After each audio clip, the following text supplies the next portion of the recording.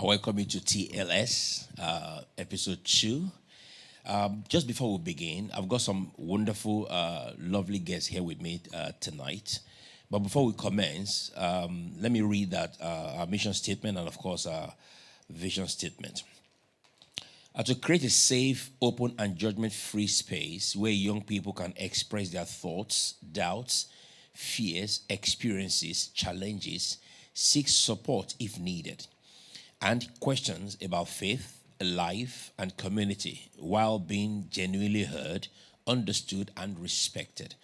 Now, our vision statement to build a generation that feels seen and valued, where honest conversation bridge the gap between young people and older generations, foster mutual understanding, and inspire healthier relationship with faith, purpose, and community. That is why we are here at TLS. And I'm so glad that, some of you could make out the time to join us today. I've got wonderful guests here. I've got Kamal back. He was here with us last month. We had a wonderful time. And of course, I've got Peter as well. I've got him back as well. And we'll have a very lovely young man, Andre, So I'm going to give them a moment just for them to be able to obviously introduce themselves more, in a more sync manner, so that at least we can be able to connect as we commence in this program. Kamal, I know you're here, of course, last month, but if you don't mind, could you please just once again introduce yourself to our audience? Thank you very much. Right. Evening. I'm Kamal. I'm 18. I'm in sixth form college, and I'm really into psychology and understanding people and stuff like that. So that's why I like this podcast and why I continue to come. Thank you very much for that. Peter, please introduce yourself as well. Hi, my name is Peter. I'm 17. I'm also in sixth form of college. I think people my age have many questions about religion and faith, and I think this is a perfect place to speak and discuss them. Excellent. Andre, nice to meet you. Go on. Hello, my name is Andre, and I'm 18. I'm also at sixth form, and I like having these discussions where, groups of people can come and share their opinions and just take what I can to improve my knowledge. Oh, that's beautiful. Excellent. So I believe most of our young adults out there, can relate with our guest here tonight. We've got some few questions actually following our last episode. Some questions came through from some parents, which is great. So it shows that most of our adults are also, of course, following the program. And I've got some few questions written out, which I'd like us to comment. But having said that, we need to be free to express ourselves, really, so we can discuss anything that's, of course, outside of the questions that I've got here. But just to get us started, first of all, what questions do you feel you are not allowed to ask? I mean, be it maybe within the community or maybe church or in the family or in the home. I mean, what is that question actually that you feel you're not allowed to ask? I saw Peter giggling, so I think maybe you want to jump into that. I think a major question is when children start questioning, and this sounds wrong, but the validity of God. Yeah, okay. So the validity. Yeah. All right. Like if a child comes to their parent who's a Christian and is like to them, oh, what about Allah, for example, or what about what the Jews practice? The parent would try to shun them because they don't want their child to be confused or deviate from the path that they're trying to raise them on. I see. Okay. So what you're saying is that if the family, if they are Muslims, for instance, and the child, wants to have some information as regards to Christianity, the parents tend to want to face them all, or if reverse is the case. Yes. Okay then. All right. Okay. You want to throw a bit of light to that, or do you reckon with that? Kamal. I mean, I agree. And on a similar vein, I was going to say that a question I feel like kids aren't allowed to ask is, why do we have to go to church? Or why do I have to go to church? Because a lot of kids, they haven't lived as long as their parents. They might not be as invested in the religion as their parents. Okay. So while their parents are like every Sunday, like, come on, get ready, let's go to church, they're rushing them. at a certain point they're going to be like, but why do I have to go? Why Yeah. can't I stay home and read my Bible and Yeah. do that there? All right. Andre, do you have any? Do you relate to that? I kind of I want to go back to more like Peter's point about the validity, the divinity of God, and how I feel like as Christians in the church, young Christians, we're Yeah. not necessarily, when we ask certain questions about like why do we follow certain things, like what makes this, valid, like I feel like when it comes to questioning things and looking outside the box, like I feel like me personally, a lot of questions I had was like, like when people in the church say, you have to read the Bible to understand God's will, stuff like that. And it's just stuff like, how do we learn to communicate with God? And whenever me personally, I've asked to figure out how I can communicate with God, I just kind of don't really get a direct answer. And I just feel like a lot of young people feel a similar way. Okay. If I understand it correctly, so you're saying, well, that you have issue with God's will. Is that what it is? And then when you ask the question about, you don't tend to get the clarity. Yeah, yeah. What is God will? What is God's will to you? I feel like God's will is it's His plan and His purpose for all of us, But I feel like a problem I have with God's will is that sometimes when it comes to things like suffering, a lot of the time people in the church we tend to justify this suffering with like divine justification, like it's for a greater purpose.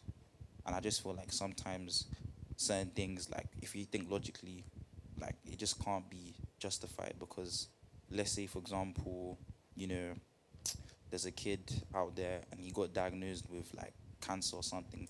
I've seen sometimes some Christians say, "Oh, he was given like God gave him this to test him," like kind of like in the story of Job, test his faith. Da, da, da. But I just feel like on another perspective that like realistically it's just unfortunate. It's an unfortunate matter that the child has been diagnosed with cancer and is not like religious. I just feel like sometimes we try to justify suffering with religion too much. Okay, all right. I mean, you relate to that, or Peter? Yeah, he's right. Like sometimes when people come to Christianity with the argument of, okay, why do bad things happen if God isn't all loving God? They'll just say humans have free will, humans have led themselves to their own choices. But if you actually want to think logically, if he's so all loving, then he shouldn't allow bad things to happen. All right. Now, Andre's position is we shouldn't actually use that to determine God's will, right? Is that correct? Yeah. I mean, so God's will have nothing to do with either you going through suffering or things are quite perfect with you. Is he? I just feel like when it comes to things like suffering, I just feel like that sometimes maybe we need to just look at it like plainly and simply. It's just like this isn't like a spiritual thing. It's just like an unfortunate as an unfortunate event because it's like what Peter was saying with like God. Like if God is really all loving, all powerful, why does He allow certain things to happen? Yeah. And even if you were to try to say, it's for the greater good, the test of faith, I just feel like it's just kind of crazy that certain people endure certain things and people will come and say it's for a greater purpose. Yeah. All right. So now, I mean, perfectly put, suffering sometimes could be within God's will. I mean, or better still, we shouldn't actually say, well, you're suffering because, you're out of God's will. Does that put you off from church? I mean, does that concept put you off from church? I mean... I think when, like, imagine being a victim of a tragic crime and then you've come to church and they're trying to explain to you that, yeah, this was part of God's will or this was God trying to test you. Like, it can take away from the experience that they went through just because you're trying to use religion to justify it. Yeah. And I can see how that would turn someone away from church. I see. That's right. Exactly. Absolutely. Do you believe that God will use suffering to test His children? Yeah. Come on. I believe so. Yeah? Yeah, I mean, like Andre said in the book of Job, like he was put through the situation with, I'm pretty sure it was the whale. We were stuck in a whale for Three days, 3 nights. Yeah, that's Jonah, isn't it? Yeah. Sorry. But yeah, to test his faith. Yeah. And I feel like to a degree, life is all about challenge. And if you don't have challenges, then you can't grow and evolve into the person you're meant to be. Yeah. And if God has a predetermined plan for everybody, Yeah. everybody needs to face challenge. That's right. But I get what Pete is saying, that you shouldn't really tell that to somebody in the moment if they're going through something, because just saying that, oh, there's nothing they could have done, it's all a part of God's plan, it's going to invalidate their suffering, and it's going to make them feel even worse. That's right. So that's what puts people off from church, but I think to a degree it's true. That's right. Now, if someone, obviously, I mean, I'm a strong believer that every action does have consequences, yeah? So if you go out there to make bad choices and then you end up with bad consequences, would you say that's God's will? I mean, would that be God's will? It's more of your own. I'm just sorry. But then we go back to the point of, okay, every single human being has free will. Yeah. So at what point then, this is a question for everyone, does my free will no longer become my will and become the will of God? Because if God is putting challenges or putting suffering in my life for him to test me, for me to learn and grow, what say do I have over those challenges coming to affect me? It's the way you react, in my opinion. Like the cancer example, you can't. Well, some things you do can determine whether or not you have cancer, right? But let's say the cancer was out of your hands and it was kind of just up to faith or God's will. There are certain things you can do to react to the way you've gotten the cancer. If you want to take treatment, if you don't want to take treatment, how you respond, if you're okay with dying, if you're scared to die. There's still things that you can do in your free will after you get the cancer. But like my point about this, like suffering, like obviously I understand that free will, humans, we have free will, and a lot of suffering comes from free will. But my thing goes to like, what about the suffering that isn't like within the will of humans? Like, what about natural disasters, diseases, stuff like that? Like, how is it that an all-powerful God watches this and he allows this to happen? That's what my kind of question is. So so you feel that why should God allow these things? Now Peter's position is we have this free will, okay. Now, but then again, if we make choices as regards to a certain aspect of our lives, then we are open to whatever result that brings, isn't it? I mean, but like, let's even use what Andre is saying, natural disasters, right? If someone decides to go and live in an area and then eventually in that area a hurricane hits them and they lose their lives in the hurricane, Andre's point would be that if God is so all-loving, that's not something they had any control over. They just, maybe, yeah, sure, their free will did lead them to that decision because they decided to go live in that specific area, but it doesn't mean now that like now their life has been cut short. If God was truly all-loving, why would God allow that to happen? That's his point. Now, that's open for argument, really, because if we can say, well, God allowed that, God allowed this, but again, most of the occurrence, is based on our choices. For instance, perfect example right now, Iran is having, they're in war at the moment, with the US, isn't it? Mm-hmm. Yeah. And it's not something that, I've seen some of the footages.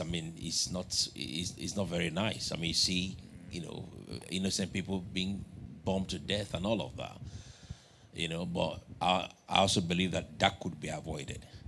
Now, do we say that's God's will? No, but like in that situation, there's a human who's imposing their will to harm others.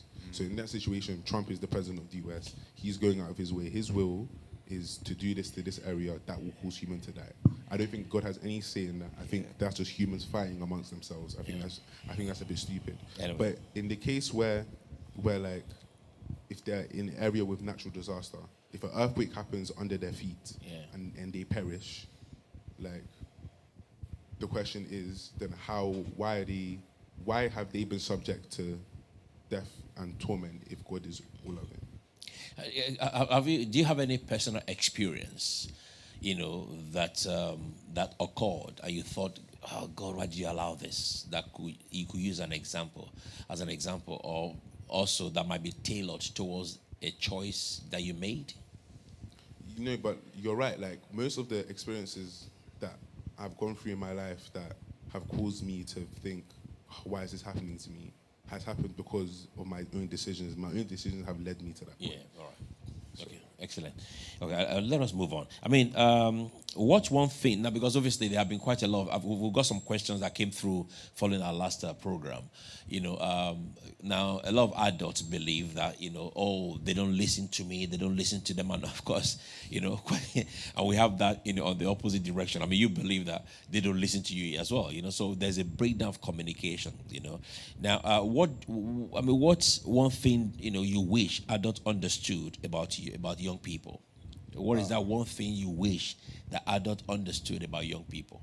I wish adults kind of understood that, young people, well, in the case of your children, like, your children aren't you. As much as you help shape your children and your genes help shape them, like, Yeah. your child's their own person. And I feel like they should be able to make their own decisions without you Yeah. wholeheartedly guiding them, especially the older they get. Because the more you try to put your hands around them and wrap your arms around them, the more they're going to struggle to break free. But they need to break free to be their own person. And I feel like if you're suffocating your child, it's just going to end up with them resenting you in the long run. All right, that's good. Now,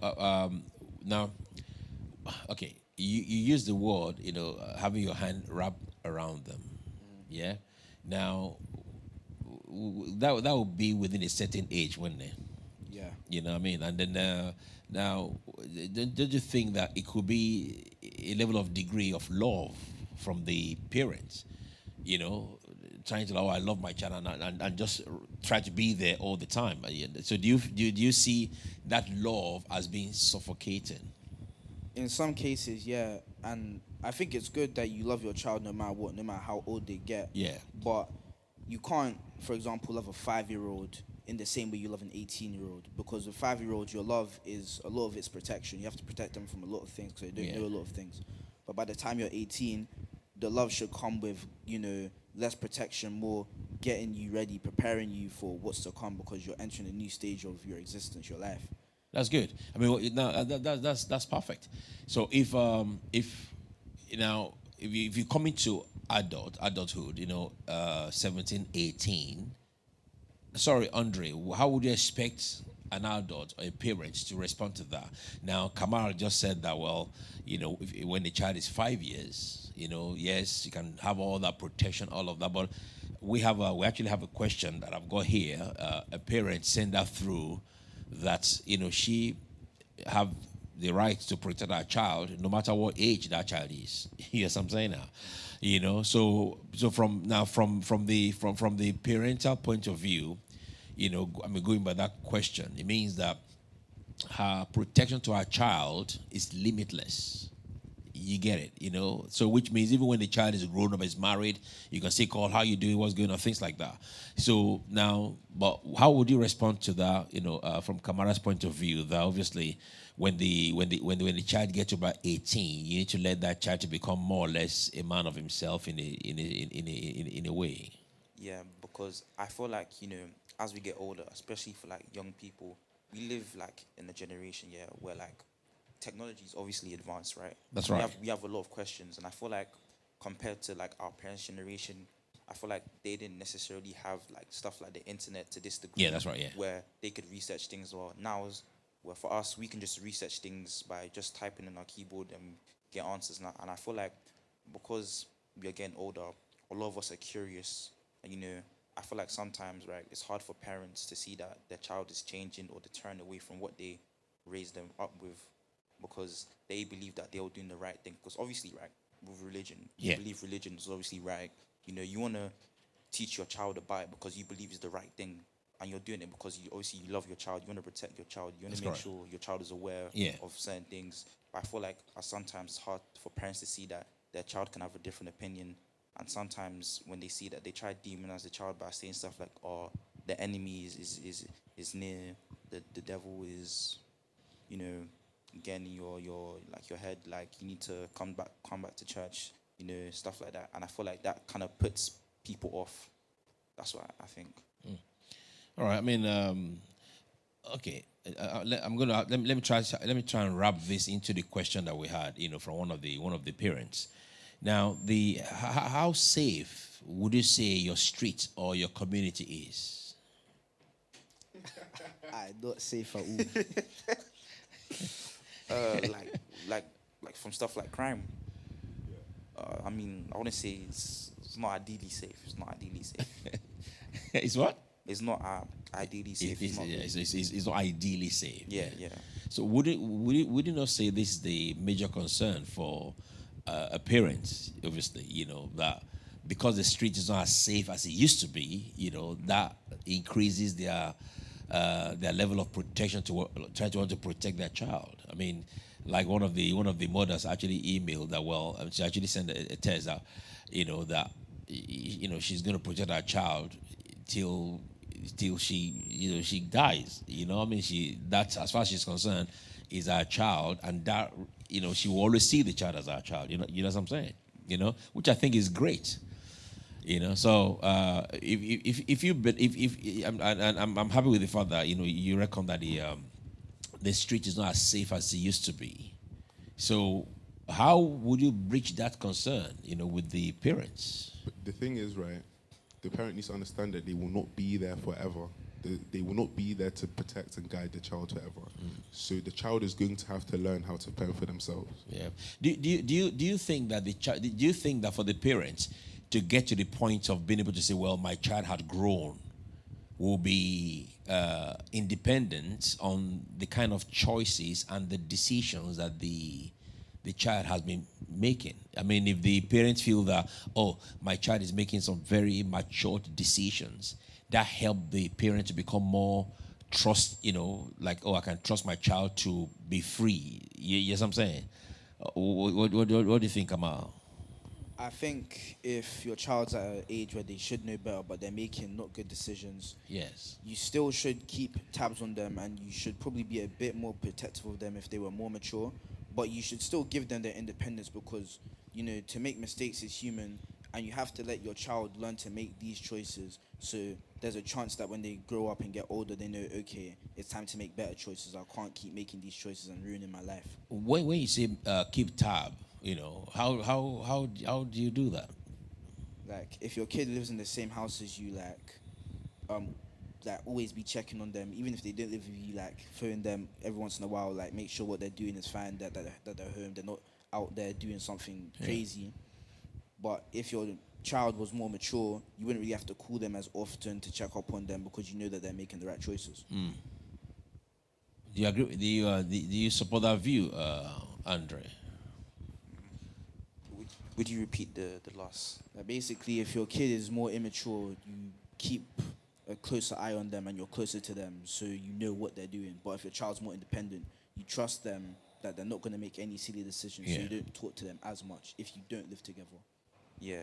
You basically give them more freedom depending on how mature they are. Yeah, but then at what point does that tabbing become too much?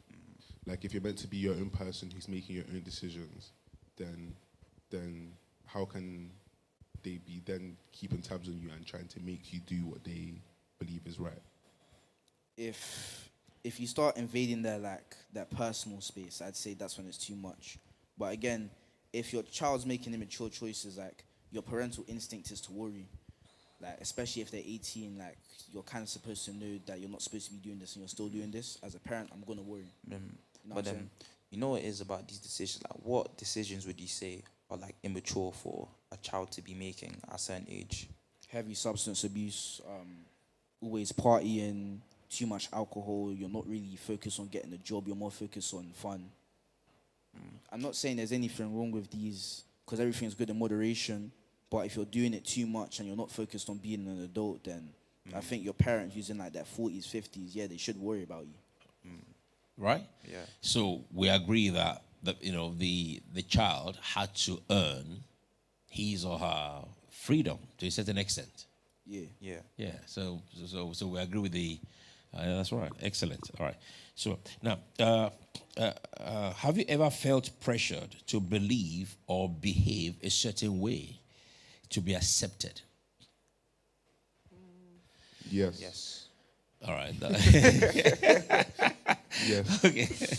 All right. So you want to respond to that? Because obviously that resonated with you quite seems well. I think a week after I got my ears pierced, I came into church, Okay. and obviously, it's not the church service that I attend, but obviously there's other people in this building. Yeah. One of the aunties came up to you, and she looked at me. She looked up and down. She kissed her teeth. She said to me, "Oh, so you joined them now? What's that meant to Oh, me?" she actually said that. Yes. Okay. Like what on the planet Earth is that? them? Like what is that meant to mean?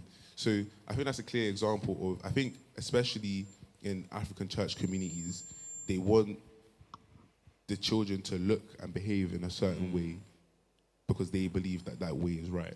But I would also say this is more of a black church thing, because obviously I'm like Caribbean, obviously, and also in Caribbean churches, like, I feel like in the same churches, like a lot of adults feel the same way about, especially like us as boys getting piercings, or a lot of them they have like feelings about you, like you growing your hair, looking a certain way, and like I just feel like sometimes, because obviously in the Bible it does say we're not supposed to pierce our bodies, but some people argue with the context that you can, but I don't really get into that. But I feel like when it comes to stuff like ear piercings, I don't think there's anything harmful with it. But I feel like because our parents grew up with a different culture, like different environment, that they see it as wrong. Because like our generation is new, as people, as time goes forward, people change, culture changes, and I feel like because the culture changed in our generation is different to our parents' generation, they struggle to see the change. That like they sometimes I feel like they look at us and they wonder why do we act like this, because when they were our age they weren't acting, behaving like this. If that makes sense. It's like projection, isn't it? Yeah.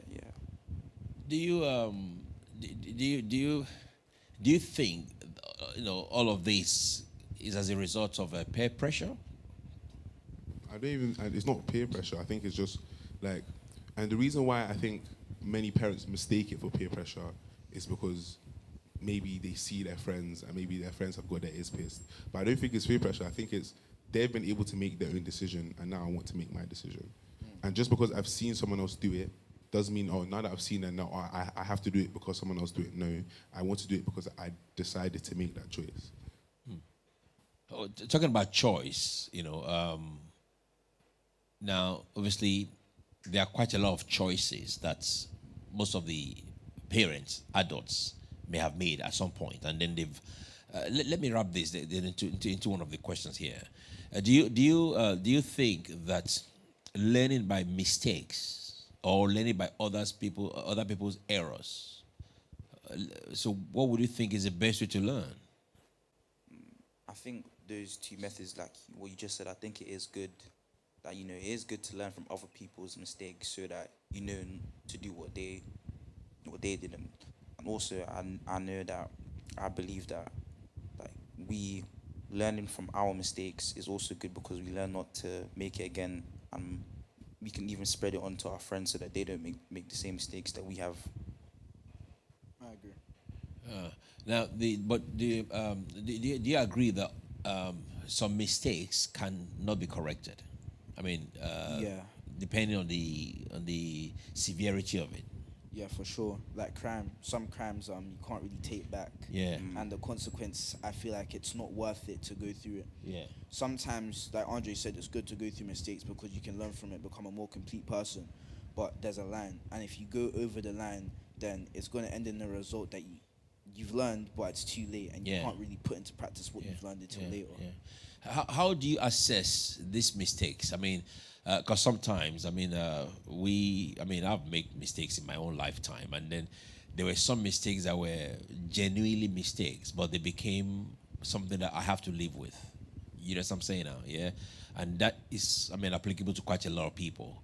Because sometimes you actually don't think it's gonna turn out that bad. Yeah. And it turns out, very bad. You know what I'm saying? Yeah. So now obviously some believe that they would rather learn from other people's mistakes, and I think also this is the reason why some parents become more protecting, trying to protect their kids from repeating their errors, but now the young generation don't want to see that way. They feel, oh, let me make my own choices and things like that. So how do you how are you able to assess the severity of a mistake to enable avoid it?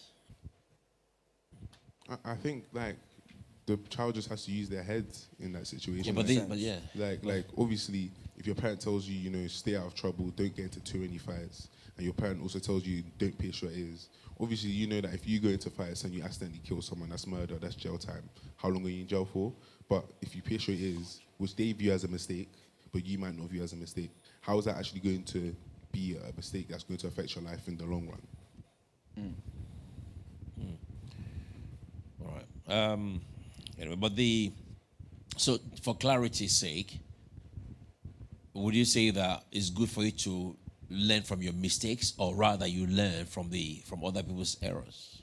I think both. Bit of both, yeah. You have to do a combination of both. Yeah. Yeah. Because even when, like, if someone tells you to do something, it's not going to stick into your head unless you've gone through that thing and you've seen the outcome of your actions, and now you have to live with your consequences.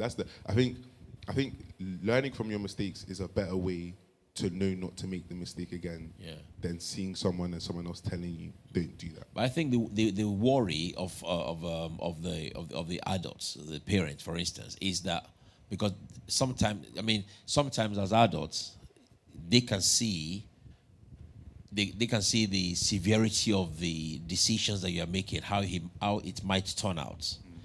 And they say, well, I don't want you to do that. Don't go this way. But you felt, no, I know what I'm doing. I can get it done. I believe in myself and things like that. And they say, well, don't go that way. You know what I'm saying? And then if for any reason, you still went by your own choice or by your own decisions, and it turned out terribly bad, how do you rationale? How do you ratio that? There is no answer to that. There's Yeah. no.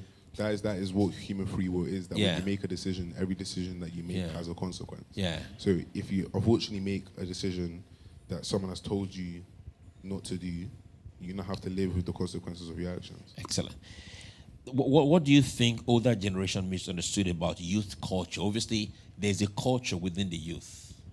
Which, yes, I'm saying. I mean, I think every generation had their own culture at some point. So just like Andre said earlier on, we're in the jet age, the computers are there, the AI is there, all of that. So it's a different ballgame entirely. So what do you think that the adults misunderstood in the youth culture today? And how do we bridge that? I think that the older generation, they see us as a bit rowdy and violent, but they'll see a group of us doing it and they'll apply it to the entire generation, when really that's kind of just a style. Like, for example, braiding your hair. I feel like a lot of parents don't want their kids to braid their hair because they associate with gang violence and gang members. Yeah. When really their kid kind of just wants to have a new style for their hair, or piercing their ears, or getting a tattoo. Yeah. But because a lot of people that do these bad things have those symbols on their body, their parents will overreact and think, oh, so you want to do that. And it will lead to a lot of disagreements in families. And I think the parent kind of just needs to calm down and assess why their child is doing this stuff. Is it because they want to be a gang member, or do they just like their hair braided? Andre, do you want to... I think he kind of, he said things that I really wanted to say. Sorry about that. All right, you feel a bit different. No, he's right. I think that they need to understand that certain things, just because there are people out there who are bad who are doing them, does not now mean that if I do them, I'm also planning to join them. I think there needs to be an understanding that one can just decide to do something because they want to. Do you believe obviously I was speaking to a parent a couple of weeks ago. That was after the first program that we had. Matter of fact, he wants to come, I said that's good. Now he reckons that now every family has a kind of persona. They have a kind of legacy, kind of how they want to be viewed. You understand now? So if it's a family, for instance, who always believe in suiting up, looking dressed like a gentleman to office and things like that, and then now they've got a youth in the house who to put on just a jumper, for instance, and I mean to the office, so they feel that the child ought to reflect the home or reflect the family. Do you see that as a reasonable expectations, or do you see it as an unreasonable pressure? I think it's a bit unreasonable because it's true that your child, he's a bit of an extension and a reflection of you Yeah. and your family. And when he goes outside, he should reflect you guys and represent you in a good light. Yeah. But wearing a jumper isn't really a bad thing, and I think the parent should assess whether what does he care about more, his child's freedom of choice or Yeah. how he is seen just because of his child's choices. Yeah. What really matters to you more? Yeah. Well, what, Andre, do you want to? Yeah, because like what you're saying, I feel like when a lot of parents, like obviously we are reflections of our parents, and the way we conduct ourselves and the way we dress. But I feel like the moment we parents disagree with how you're styling yourself, Yeah. and putting pressure on you, I feel like this is where resentment starts to build, and I feel like this is what actually pushes youth over into doing things, because that's why like a lot of children, let's say for example, because of how their parents are raising them, let's say their parents are kind of strict on their freedom to go outside the house to go meet up with friends or Yeah. enter extracurriculars or whatever. What I feel like this is why a lot of youths, especially our age group, when we're going to uni, they want to get away, and they just travel to some far uni, just Yeah. far away. And I even knew someone that done that last year. He graduated last year, and he's a university like maybe like 4 or 5 hours away. Wow. And it just goes to show like sometimes even though parents they think what they're doing is right, sometimes you can actually push the child over and just push the child away and build resentment. That's what. We actually got into that last week, didn't we? I'm going to ask you that same question again, Andre. Do you see going to uni as a means of freedom, or I mean? Yeah, I feel like uni is like it's like a lifetime experience where we are able to live in pretty much our own houses. Yeah. And it's like for a lot of guys, realistically, you can actually just do ever you want. And I feel like because some people feel restricted, when they get to uni, it's like imagine like a bird in the cage or a bird's wings are clipped. When they get to uni, the clips are unreleased, so they just start. Don't you think that as much as the youth sees uni as a means of freedom, from home, don't you see that as a concern for the parent to be sure that my child is actually, avoiding certain curriculum, certain behaviors? Or do you see the relevance to their concern? I mean, yeah, because for things like uni, I mean, it's like the child is no longer within your vicinity where you can watch over what he's doing. So it's understandable as parents, you love your child, so you want to know what's going on, and But I feel like how the child is, raised before uni, it can actually affect the relationship afterwards when they go to uni. Because some people, when they go to uni, they just cut off all communications with their family. They don't speak to them. Yeah. And others where their parents weren't necessarily strict, you actually see the child communicating back, letting them know their whereabouts, so that the parent can feel at ease. Because obviously, like I said, we're not in their vicinity anymore, where they can kind of control where we are or monitor us. We're just in a different area around new people that like us. Why do you think parents, tend to monitor their children? I mean, obviously, just going by what Andre just said, why do you think the parents, do this? I think it's a bit of worry. Worry. A parent's always going to worry about their child when they love them, because that's their child. They want them to be safe. That's they right. want to be acting orderly. So that's why I think parents will always monitor their kid no matter where they are, whether they're close or whether they're far. But I feel like if your kid is mature and they've shown that they can make smart decisions without you, you should give them the privilege to kind of be a bit free from your monitoring and just let them be themselves for a bit. Now, if a parent is worried and concerned, because he or she loves the child, is that a good thing or a bad thing? I mean, it's a good thing, I would say. But sometimes like when they do it too much, it can turn into a bad thing. And like I'm saying, it can What, just what is too much? You know. like I feel like okay, this is might be controversial, but how do you guys feel about your parents tracking like your phone and stuff like that? Because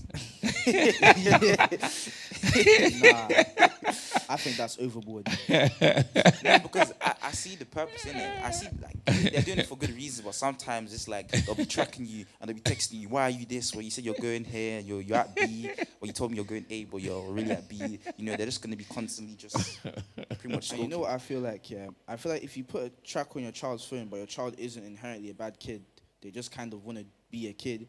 They're gonna find every single way possible to disable that tracker and go somewhere Yeah, they're not supposed yeah, to go. yeah. The more you try and monitor your kid and put your hand around them, the more they're gonna try and get out of your hand and rush somewhere they're not supposed to Yeah. be. So you can love your kid and you can want to monitor them. That's fine, but everything's good in moderation. If you do it way too much, then it's gonna push your child over the edge, and Okay. it's gonna kind of be a result of what you That's did. beautiful. All right, excellent.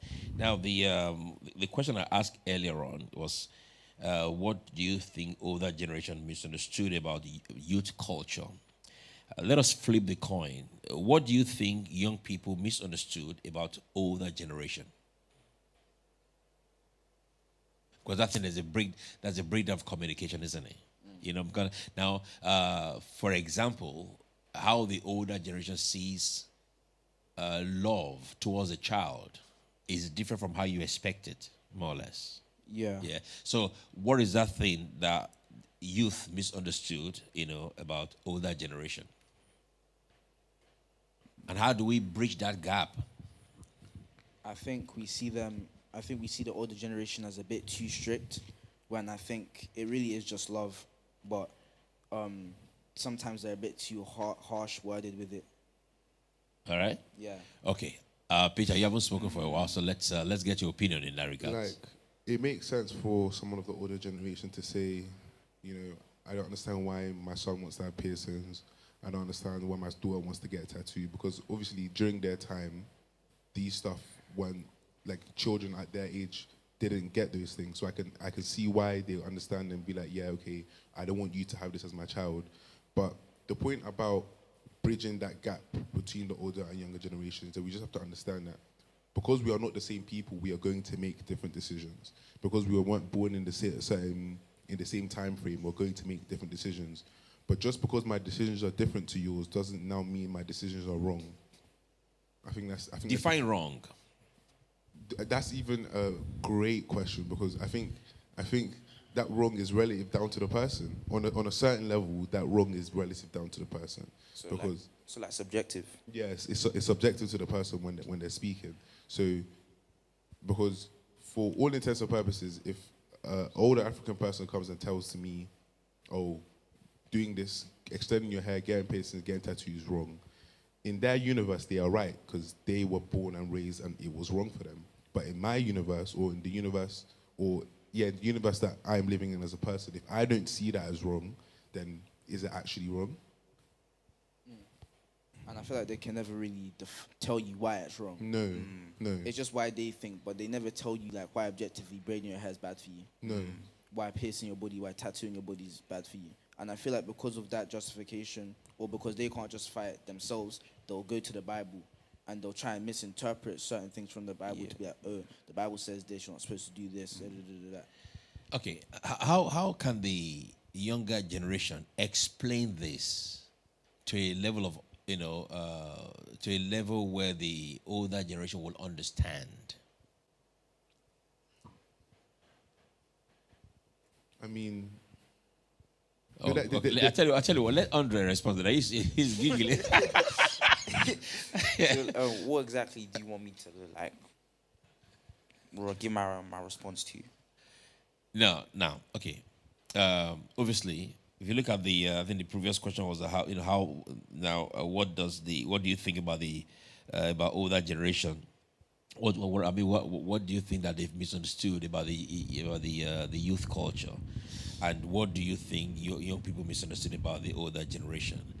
Now, Peter gave some instances, Now, because obviously, now the parent, for instance, or the adult believes, okay, I don't want you to do that. I don't want you to do this. Now, let me take quickly to one of your response last Kamal's response last week. Last month.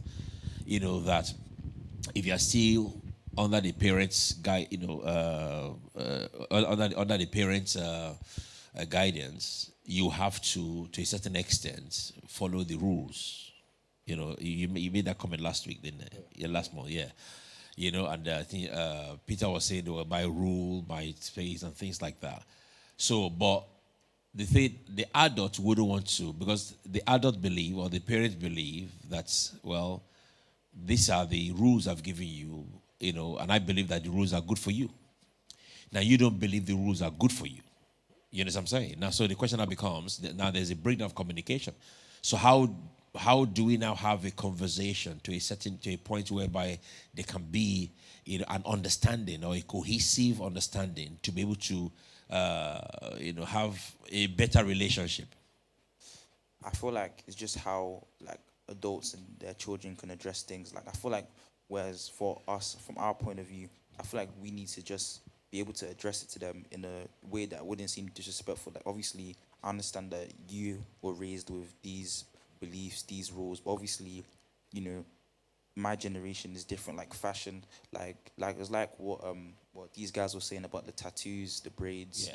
Like I feel like from our generation, we should be able to tell them. Obviously, I understand that for you guys, a lot of people that, let's say for example, men, a lot of black men that wore braids, tattoos, piercings in our parents' generation, they were known for committing crimes and stuff like that. And obviously, because of that, they have this, like, you know, what's the word? Association, pan Perception, association, or something, pan association, where like they associate things they've from, you know, negative experiences, and they just generalize it. So we can't really blame them for that. But I also feel like, as young people, we need to understand that even though what their rules might seem outdated, at the end of the day, like I do believe that there is wisdom that can be passed down from previous generations. Like there are gems in life that they know that we don't know because they have more experience and stuff. So I feel like we need to be able to look at things from their angle and say, okay, so we come to a conclusion where we get my point, your point, and we combine it, and we just come down to a solid conclusion where it works for both parties. That's what I think. What would real dialogue between generations looks like to you? I think real dialogue would, first of all, the parent needs to understand that if the child isn't listening to you, it's not a sign of disrespect. But now, let's define disrespect. And let us define disrespect. You know? But like even now that I'm thinking about it, I don't see how not having the same opinion as the parent. What would disrespect mean to you, for instance? I think if someone were to attack me, that would be a form of disrespect. I think if someone thought they had the right to... No, attack can be in different forms, you know that, didn't it? Yeah, but I just think if someone has the right... If someone thought they have the right to affect my life and try to harm me in any way, shape or form, I think that's a disrespectful thing to do. Well, like physically or verbally? Both. I think if you insult someone, you're disrespecting them. If you attack someone, you're disrespecting them. I was about to say, if you don't listen to someone, you're disrespecting them. But obviously, that's no one.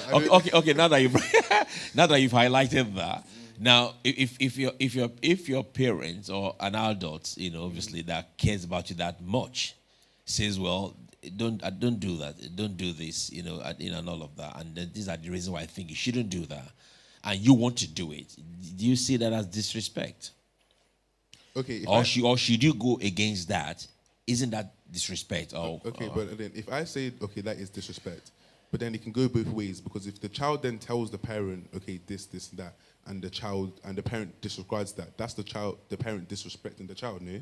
Yeah, but they won't see it that way because the power dynamic's always going to be in the adult's favor. Because your parent is so much older than you and they have more experience, they think that in a way, they kind of think that they're superior to you. Yeah. But I think sometimes parents need to humble themselves and realize that you don't know everything, and I should kind of get down to my child's level and not always hold this, oh, well, I'm the adult, so I'm right. Because what if you have a valid, like a genuinely valid point against like an adult, yeah, but they can just say, "Oh, go to your room," so they would make one like that's bad.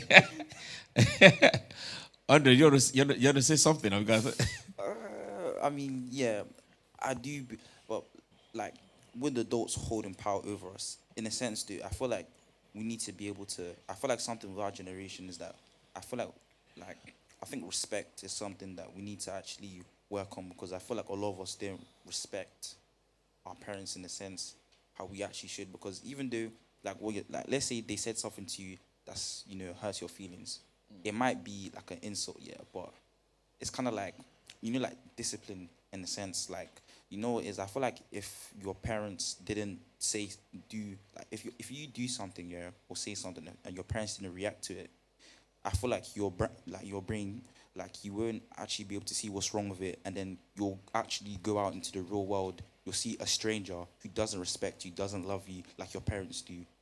You treat them the way you treat your parents, and because your parents didn't react in a way to actually make you aware what you said was actually wrong, you go say this to a stranger, and like you said, the streets are dangerous. You never know what happens, and yeah.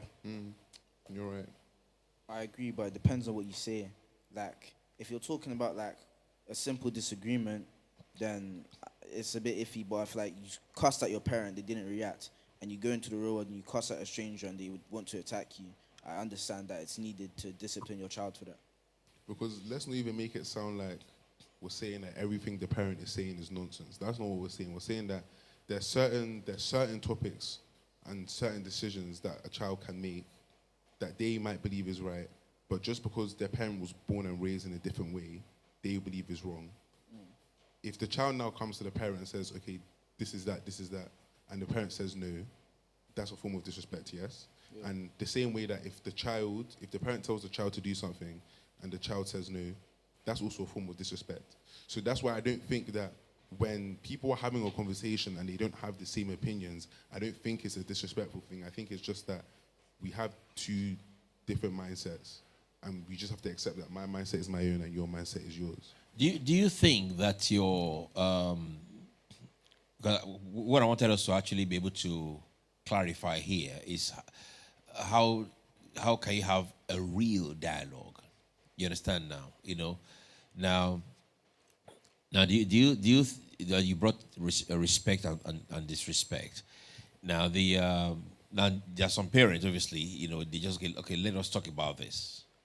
Now, in most cases, like in your generation, for instance, you see it differently entirely. So how is that being able to, how can you marry that? Because now the parents obviously is seeing certain things based on how things were and how things are now. And that parent is trying, and mind you, not all parents are completely are out of touch. Some parents are they are well in touch as regards to the present generation. They know what's going on. So they will also want to say, okay, I don't want you to be involved in this, because they can see how that might turn out. You understand now? So if they say, well, I don't want you to get involved in that, and you went on to do that, would that not be disrespect or disregard? Maybe a form of disregard, but I don't think the intention behind the action was in order to invalidate what your parents have told you. I think it's just that. It's just like saying if the adults, if the parents say, well, I don't want you to do that, and then you went to do it, does that, how do we now bridge that gap? Because obviously, that would that not be disrespect? I think it's a bit disrespectful. Yeah. But it goes case by case. Like, obviously, in a certain situation, if your parent has told you, okay, let's even use drugs, for example. Your parents have told you, stop doing this drug, and you continue, and eventually something bad happens to you. That's a form of disrespect, because your parent has told you not to, and you still decided to do it, and now you've suffered from the consequences of your actions. But if we go back to, oh, I want to go see my friends, and your parent has told you, no, like, and you decide to do it anyway, I don't think that is a form of disrespect. What would we say to that? I mean, if your parents say, well, I don't want you to go, you say, well, I'm going for this party. Your parents say, no, I don't want you to go for that party. And then you went, irrespective, of what your parents, how would you, now, he reckon that that's not disrespect. I feel like it depends. Like, let's say for example, this is like a one-off instance where they say, okay, no, you're not going, and you go. I feel like that's disrespect. But let's say for example, because over time there's numerous times where your friends are going out and you want to go with them, and your parents telling you no, no, no, no, no repeatedly. If eventually you just say no, I'm just gonna go anyway. I feel like that isn't in that context disrespect, because your parents has literally restricted you from actually going out and making memories with your friends. Because life is short. Truth is, we don't know when we'll die. We don't know if it's today, tomorrow, the week later, the month, the year, whatever. So I just feel like the context matters. Yeah. What would now? What would you think? Now, this is where the real dialogue comes in. Now, you feel that it's right for you to go, and then your parents say, "No, I don't want you to go there." Now, would you think that the right approach would be for you to go regardless? Which I think is a form of disrespect, to be honest. But then, how would you now? Don't you think? I think there will be a better approach. I think the better approach would be to try and ask them why you don't want me to go. Exactly. That's right. Yeah. But sometimes, even if you ask why, sometimes they will give you, like, because I said so, or they will give you a response that doesn't really make sense. The moment the response they give you isn't a valid response in your head, you won't agree with what they're saying to you. Yeah. So if they say to you, oh, okay, you can't go to that party because 2 weeks ago someone got shot in Woolwich. Because of like if they come and tell you that, would that not be a kind of I don't think that's a valid reason. I don't think that's a valid reason. That's fear, isn't it? Yeah, it's fear, but fear. Speaking from fear isn't good, because if you let your fear rule you, then you're not going to have time to live properly. Yeah. I feel like that. If you live in fear, you wouldn't go anywhere, because danger's everywhere. That's correct. You could get shot in Plumstead, bro. All right. Before we close, when you hear the word faith, what comes to you? What comes to mind when you hear the word faith? I think faith is belief in something. Yeah. Okay, so when we hear the word faith, when we say something, does it mean that not necessarily God? No, I think faith can be in anything. Yeah. But I think faith is absolute. Like, you don't really have a doubt in your mind that this thing is real or concrete, or that it has its purpose. Yeah. No, but I think I would like to actually disagree, because I feel like if you have faith in something, you have to doubt, because how can you believe in something but not doubt it? Yeah. Doubt it. Like, I feel like you have to, in order for you to believe something, like, or believe in yourself, obviously belief comes with doubts. I think that's just how it works. Like, you have to, you'll get doubts, question, and then after your questions are answered, the faith grows stronger. I was like, okay, that's what I think. So in your generation, so what exactly would be something that you obviously want to see in church? We went through this last week as well, and we had quite a number of questions on the a comment in this very regards. So what is that thing that will, of course, be able to bring you to church? Or do you see church as a place for you, or or do you think that there's enough? How do we bring the youth culture into the church? I feel like in order to do that, we're probably gonna have to change the way the church does certain things. But this is where the culture change becomes a problem, because let's say the young people want to come, but they only come if certain events are going on. But then let's say the older generation, the church don't want these events. They feel like it's a waste of time, or there's no point, it's wrong, whatever. I feel like it's kind of like a democracy. Like, I feel like our parents' generation, us, we'd probably most likely disagree, because like most people our age, right? If you were to tell them, come follow me to church, I promise you, most of them aren't going unless there's something there. Because when most people think of church, they just think of the pastor. What is that thing that needs to be there? Like, I feel like there needs to be more like social activities maybe that they can do in the church, or maybe there's like things that they can take part in the church, like or people to socialize with. I think because a lot of churches, more older people, a lot of children or young adults don't really want to go, because there's no one going to be able to talk to you after or relate to you. And a problem is, because the church isn't the most accepting place in the world, they feel like, okay, if Is it the most accepted place? No, not the most accepting place. Okay, accepting place, all right. Because of that, they don't feel welcomed. Because if they come here and decide to be themselves and dress in a certain way. When is it be themselves? I mean, I think clothes. I think how one presents themselves is a showing of how you feel. Like if you decide to, I think it all adds to your personality. I think if you're forced to change and wear something that you don't want to wear, you can't truly express yourself. Or like, let's say like a bit controversial, like if you're a different sexual orientation and like that shows in your appearance, a lot of people in church, especially white people, are not going to be happy with you, so you're not going to really want to go, even if you are a Christian. And I feel like what you're saying about clothes and stuff, like even in the Bible it says, I'm pretty sure, come as you are. Like we should be able to come to church however we are dressed regardless. I feel like in the church, when like, I've seen it like in churches before, when some people come, like especially women, when they're not dressed in a certain way, or they're dressed in a way that might be seen as revealing, the church will kind of like gossip about them and make them, they'll just turn them away. And I feel like that puts a lot of women off. That's what I think. all right. Excellent. All right. Thank you very much, Andre and Peter, Kamal. Could you just say something to the viewers, obviously, before we close individually? Let's start with Andre. Thank you for watching this podcast. I'm grateful for this experience to share my knowledge and my beliefs, and I'm also grateful that you guys were watching, and I'm also happy that I was able to come here and hear opinions from Kamal, Peter, and you, sir, as well. Thank you very much. Peter. Yeah, guys, just keep on asking questions because that's how you grow as a person. The more you learn and the more questions you ask and the more knowledge you gain will help you mold into a better person of humanity. And listen to your parents. Thank you. Listen to your parents. Kamal. Thanks for coming back to listen to me talk. I'm really appreciative for it. And love yourselves, love your kids, and just listen to each other. That's right. That's the most important thing. Excellent. Would you like, Andrew, would you like to come back again at some point? Yes, sir. Yeah, Yes, sir. and Kamal? Yeah, definitely. All right, Peter. Thank you very much for joining us in this TLS, and that's all we have today. Please drop your comments, drop your questions, and we'll be so glad to come back to you. We'll see you again same time next month. Thank you very much, and stay blessed. Bye-bye.